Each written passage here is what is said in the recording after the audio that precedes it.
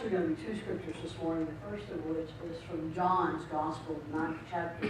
We'll be reading verses 1 through 7. As Jesus walked alone, he saw a man who was blind from birth.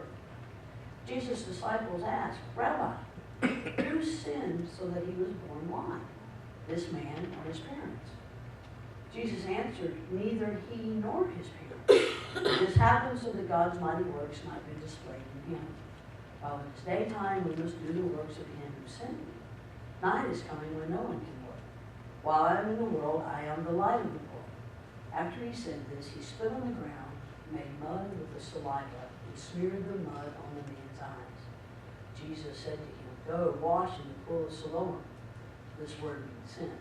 So the man went away and washed, and when he returned, he could see. The second scripture is from Luke's Gospel, the 13th chapter. I'll be reading verses 1 through 4. Some who were present on that occasion told Jesus about the Galileans whom Pilate had killed while they were offering sacrifices.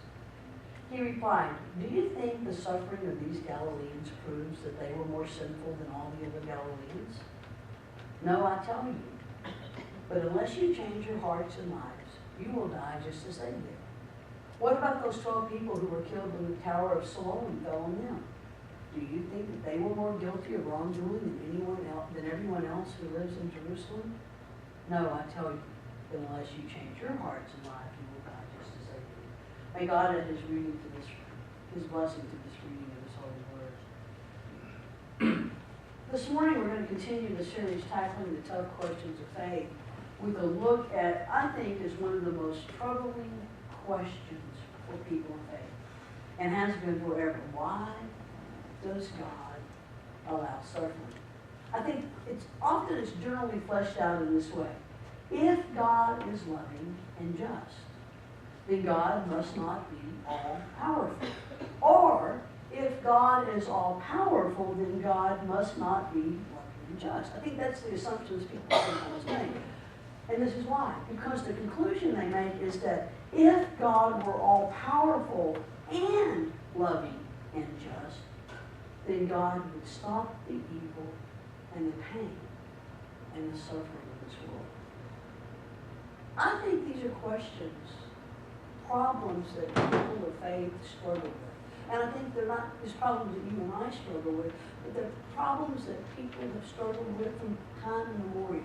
All the way back to the beginning of time, I think people have struggled with how do you reconcile the bad things that happen in this world, the suffering that happens, with our concept of a good and just and loving God. It's such an issue that theologians even have a fancy word for this point. It's called theodicy, Theodicy, theodicy. And basically that's a fancy word for the problem of reconciling the goodness of God on the one hand with the evil that happens in the world in which we live. Now, to start with, I want to suggest that perhaps our disappointment with God in the face of suffering or tragedy or injustice, the disappointment we often feel, stems, I think, from our assumptions about how God is supposed to work in our world. And so when God doesn't meet our expectations of how things are supposed to be, we end up disappointed, disillusioned, and sometimes we're just flat out confused. And so this morning I want to start by challenging or inviting you to challenge two of the most commonly held, but I think misguided assumptions about God and about how God works in the world. The first one is this: if I believe in God and try to be a good person, then God will take care of me and bless me, and nothing bad will happen to me. I think a lot of people have that basic assumption about God. And if you don't believe me, just turn on your TV on Sunday morning, and you will hear sermon after sermon after sermon telling people that if they live right and worship right and are good Christians, that God will bless them and life will be all hunky-dory. But you and I know that it doesn't always work that way, does it? But because people make that basic assumption, when bad things do happen, and bad things happen to all of us at some point or another, none of us are free from suffering and tragedy in life. So, but if you go into it with that assumption that if I do everything right, that God's going to bless me and protect me from all harm, then when things do go wrong, you end up mad at God. And you end up wondering what faith was all about anyway. Well, let me say this to you. That understanding of how God works is not a biblical understanding of God. That is not at all what the Bible teaches. Adam Hamilton, who I quoted last week, is one of the great preachers in the Methodist Church and pastor of our largest church in Kansas City, Missouri, says this: the sweeping message of the Bible is not a promise that those who believe and do good will not suffer. Instead, he says, the Bible is largely a book about people who refuse to let go of their faith in the face of suffering.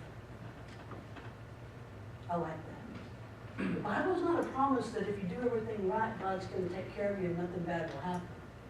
The Bible is a book of stories about people through the ages who have basically said, no matter what comes in life, I am not going to turn away from my faith, and my faith is what will see me through the tough times. That makes sense to me. I resonate with that. And when you look back over some of the examples in the Bible, it makes sense. Think about Joseph. Joseph was the favorite son of Jacob. Joseph's brothers were jealous. Joseph's brothers sold him into slavery into Egypt. Yet even so, Joseph never lost his faith. Joseph suffered. I mean, there's nothing, there can't be anything quite like having your brothers dump you in a pit and then arrange for some guys to come pick you up and take you off into a foreign country. But Joseph never gave up. The Israelites were slaves in Egypt for 400 years. They were faithful people. Yet they suffered. But they never gave up on their faith. What about Job? There's a whole book, an epic poem, if you will, about a good man who suffered terribly, and his friends kept saying, it's because of something you've done, you weren't good enough, just curse God and turn away. But Job kept saying over and over and over again, no, my faith is what will see me through. Paul, the great apostle of the New Testament, Paul was arrested repeatedly. He was beaten, tortured, and ultimately put to death on account of his faith. Paul was the greatest missionary of the church. That didn't protect him from all that happened. In fact, that's probably why those bad things happened. But Paul held faithful to the end. So no, I don't think the Bible teaches that those who follow God will have a life of bliss. I don't think it teaches that at all, although some people want to think that. Instead, what the Bible is a book that describes the dogged faith of those who continue to trust God despite their suffering. And it is a word of comfort and strength and hope offered to each of us in the face of suffering if we will only turn to God in our faith. So that's the first, I think, kind of misguided assumption people make about God that really comes into play when something bad does happen in their lives. The second common, but I think misguided assumption is this: that everything that happens in this life happens for a reason. How many times have you heard people tell you that? When something goes wrong, well, you know it must be happening for a reason. We'll start with this. What do we mean when we say that? I think usually when someone says everything happens for a reason, they usually are trying to say, well, you know, God has a plan, and you may not be able to see it, or you may not understand that plan, but somehow the suffering that you're going through has a purpose, and God has good reason for putting you through it. So just trust God and everything will be okay. Now, I don't know about you, but if I were the one on the receiving end of that wisdom, if you will, I don't think I would be all that comfortable. Would you? I mean, seriously, really? Really? Was it God's plan that a young woman in her early 20s with so much life ahead of her was struck down by a vicious disease days before she was to graduate from college? What do you think? What do you think, Melissa? Do you think that was God's plan for your friend? I don't think so either. You think God had a good reason for that? Yeah. Another one of my favorites is, well, you know, it must have been God's will. I know people say that, especially in times of tragedy, because sometimes I don't think they know what else to say. And I think when people say, well, you know, it must have been God's will, I think they mean well. I think they are trying to offer comfort as best they know how. But let me tell you, I have a friend whose 19-year-old daughter, beautiful, vivacious, honor student, was killed by a drunk driver 10 years ago, while she was herself acting as a designated driver for her friends. I promise you, when people said to Cindy it was God's will, Cindy did not find that comfort. In fact, it caused Cindy to turn away from God for a long time. So really, think about that. When you say something, when a situation like that happens and you say, well, you know, it must have been God's will. Think about what you're saying.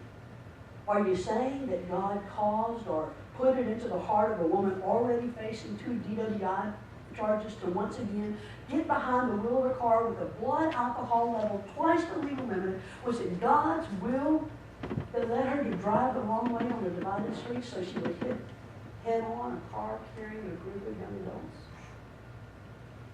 Is that what you're saying? Can you say that it's God's will? I don't think so. And that doesn't make sense to me. But I think that's what we're saying about God. Leslie Weatherhead, one of the great Methodist preachers of the 1950s, used to say, when we say things like that, we're attributing to God characteristics that we would not attribute to the worst madmen among us. We're saying that God does things that we would lock people in prison for doing.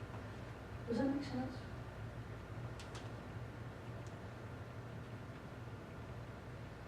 That doesn't fit with the God I know in Jesus the Christ.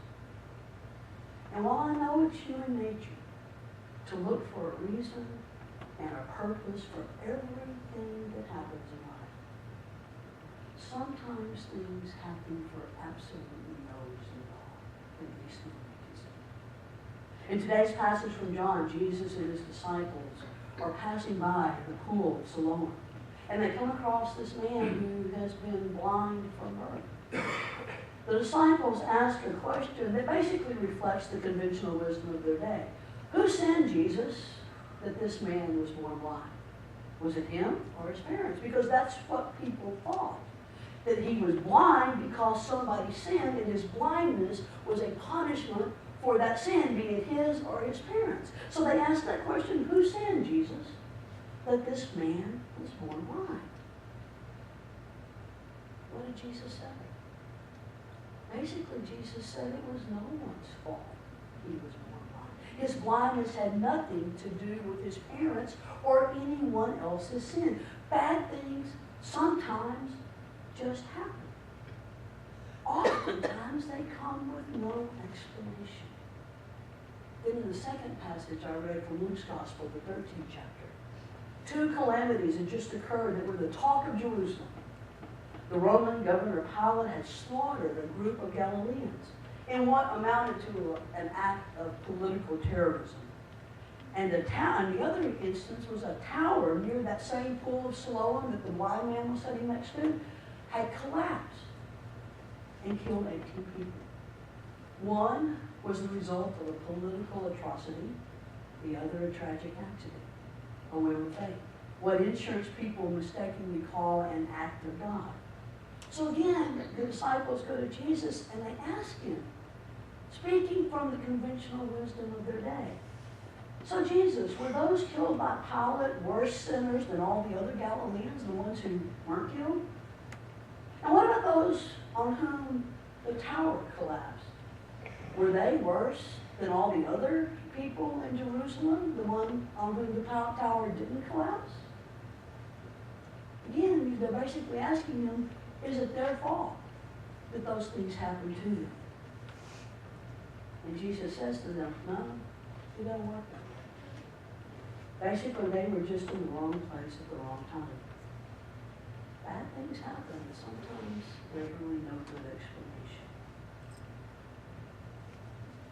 That's the Odyssey. How do you make sense of bad things happening in a world created and sustained by a good and loving God? Especially when there seems to be no connection, no explanation, no reason. Is God responsible for everything that happens in our world?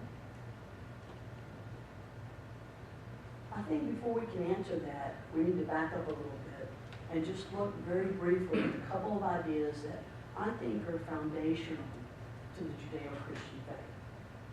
The first one we've talked about in the last couple of weeks, that God has given human beings dominion over creation. In particular, God has given us dominion over this planet we call home. What this means is that God has basically put us in charge.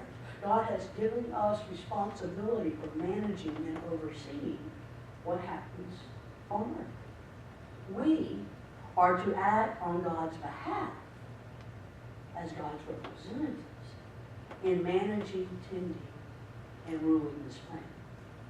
But God hasn't left us totally to our own devices. God, when God created the world, set in motion certain natural laws that govern our planet. Those laws are going to happen, no matter what. Even so, God's primary way of acting in our world, on our planet, is through people like you and me.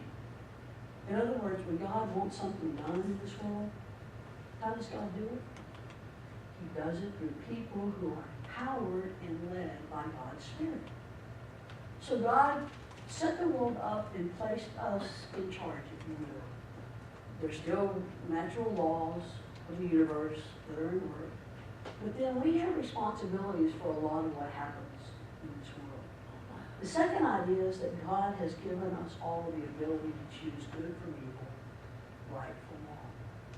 God has given us freedom to either accept and follow God's will or to not. Freedom is a wonderful thing, as we know. But it's something we all struggle with, isn't it? Because for whatever reason, we humans seem to have this innate tendency to be drawn toward those things that are not God's will, that are not of God. We have the choices clearly before us, but somehow we just seem to be drawn toward the lesser of the choices. And I think that's important because the choices we make individually and as a whole have a definite impact on the world in which we live. Both the natural world God gave us dominion over, but also the world of people interactions and the ways we touch other lives. And all of that is a part of the problem of suffering. So going back, is God all-powerful? Is God in charge of, responsible for everything that happens in this world? Maybe not in the way we grew up understanding it. Maybe not in the way we were taught in Sunday school. Maybe God is all-powerful because God is God, right? But maybe in the beginning when God created the world and then God created humankind in his image, maybe God chose to limit God's own power. Does that make sense?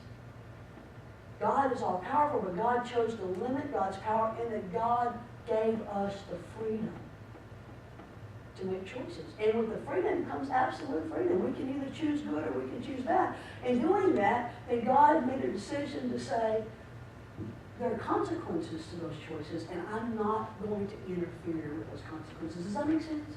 So God is all powerful, yes, I believe that, but in a very self-limiting way. God has chosen to limit God's power in order that we have freedom, true freedom, the freedom to either follow God or not to follow God. Now, okay, so you're going, well, so what's all that got to do with suffering? Okay, here's how it kind of works out. I think it's easiest for us to see in terms of the cause and effects of how our actions affect other people, you know, the correlation between free will and suffering in terms of when we make a bad choice, how that affects not only us, but it can also affect people we don't even know, right? Like the person who chose to drive drunk, who chooses to drive drunk.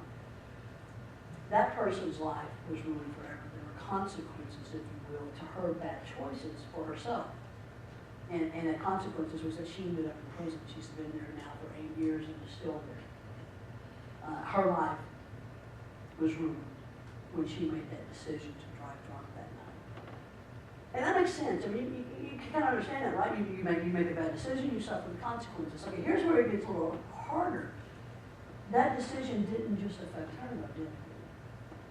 Her decision affected the lives of people she didn't even know. But free will.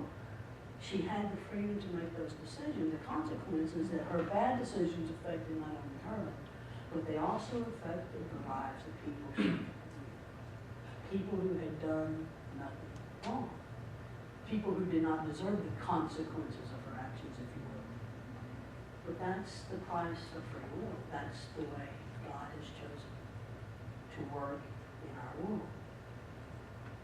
The choice for good and bad is up to us. Unfortunately, when we make bad choices, it doesn't just affect us, it affects all the people whose lives, our lives, touch in a certain way. Right? Another one, thinking about 9/11, when those terrorists flew those airplanes into the Twin Towers. The people in those Twin Towers had done nothing to cause or deserve that. What happened that day were the evil choices of an evil man and his brigade of terrorists. But they didn't just affect Bin Laden and his crew, did they? Thousands and thousands and thousands of lives were touched, lost that day. But that's a part of free will. I don't always like it, but when God gave us freedom, that's part of what comes with it. Holocaust, the list could go on and on. Right now, you see some horribly evil regimes killing people in Syria and North Korea. That's just evil. That's the result of people, or a group of people making evil choices that affect the lives of others. I have an easier time understanding how all this works when I'm looking at things like that. I think where it really gets muddy for me is when we talk about so-called acts of God or natural disasters. Where is God in all of that? And how does that all fit in? I don't believe that even in the worst of so-called natural disasters that God is to blame for the suffering and the tragedy that occurs.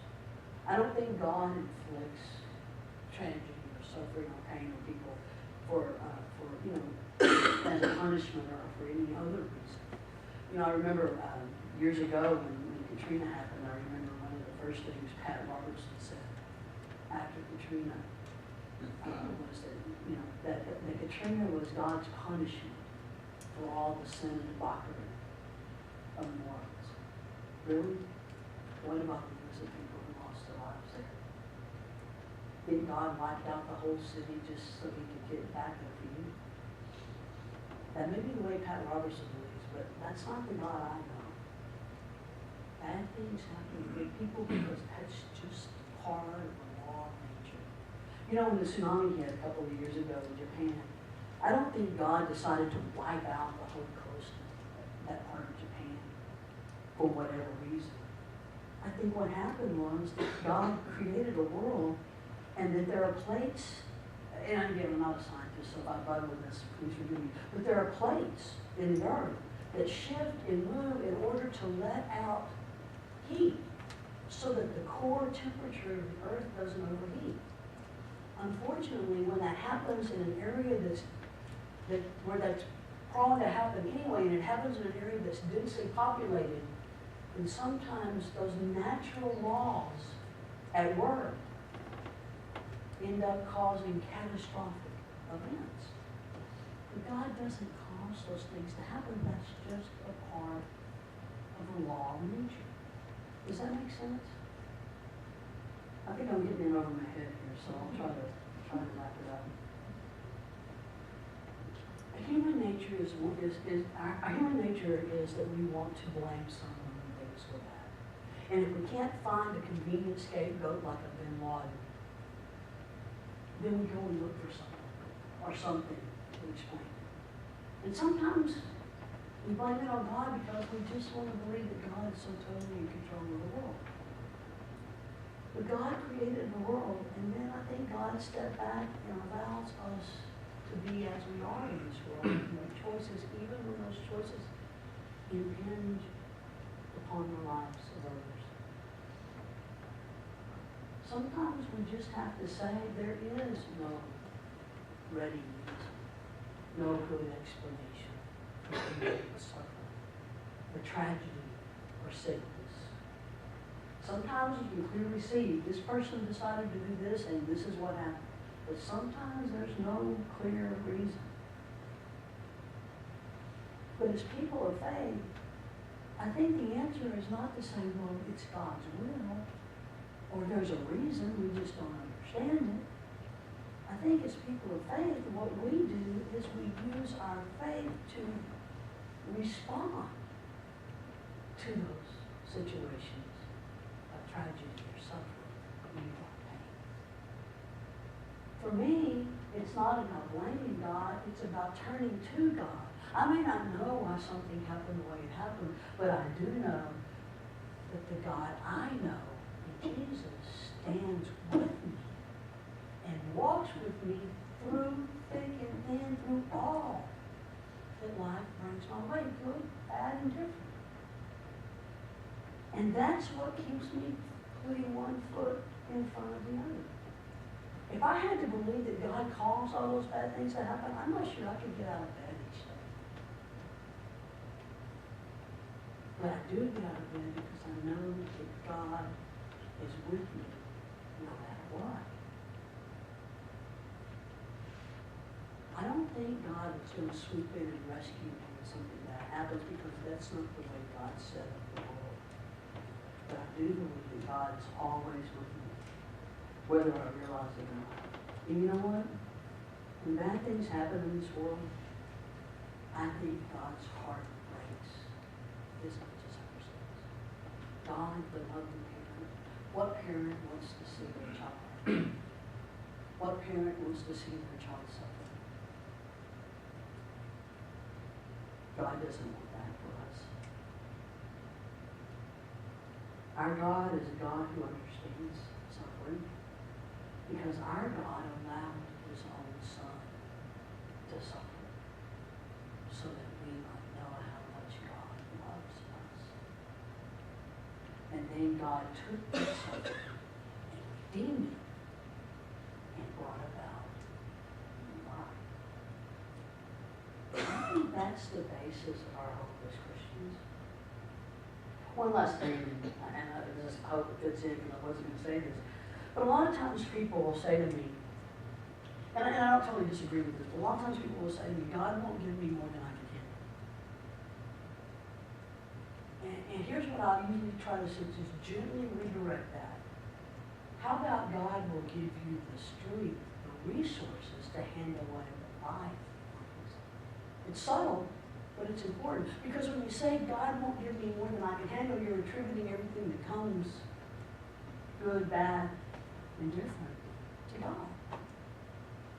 I prefer to say that God gives me the strength, the resources, the whatever, to handle whatever life brings my way. Make sense? That's the God I love. That's the God that keeps me getting up each day and putting one foot in front of another. There's a lot of bad that happens in this world.